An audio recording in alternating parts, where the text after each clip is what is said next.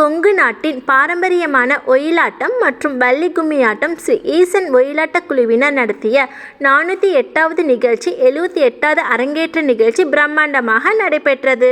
Tiruchengode Koottapalli lorry உரிமையாளர்கள் சங்க மைதானத்தில் ஸ்ரீ ஈசன் வள்ளி கும்மி குழுவினரின் கொங்கு நாட்டின் பாரம்பரிய கலையான கொங்கு ஒயிலாட்டம் மற்றும் வள்ளி கும்மியாட்டம் அரங்கேற்ற நிகழ்ச்சி நடைபெற்றது.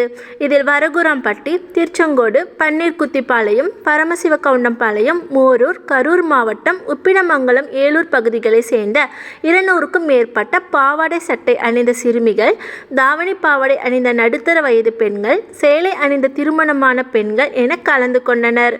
இதேபோல் சிறுவர், நடுத்தர வயது உடையோர், ஆண்கள் என சுமார் 50 பேர் இந்த அரங்கேற்ற நிகழ்ச்சியில் கலந்து கொண்டு வள்ளி கும்மியாடி மகிழ்ந்தனர்.